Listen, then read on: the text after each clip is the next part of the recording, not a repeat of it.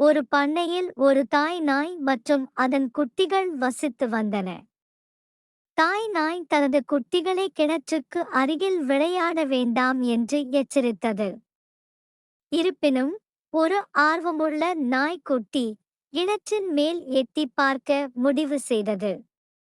அந்த நாய்க்குட்டி கிணற்றில் தனது சொந்த பிரதிபலிப்பைக் கண்டது மற்றும் அது மற்றொரு நாய் என்று நினைத்தது.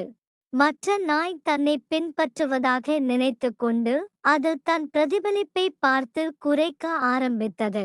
அதன் பின் பிரதிபலித்துக் கொண்டிருந்த நாய்க்குட்டியுடன் சண்டையிட அந்த நாய்க்குட்டி கிணற்றில் குதித்தது. பின்னர் கிணற்றில் வேறு நாய்க்குட்டி இல்லை என்பதை உணர்ந்தது. அதன் பின்னர் விவசாயி வந்து காப்பாற்றும் வரை குரைத்துக் கொண்டே இருந்தது.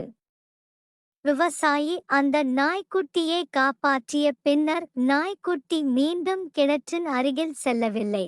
கதையின் நீதி: ஞானமுள்ளவர்களின் எச்சரிக்கைகளை கவனியுங்கள்.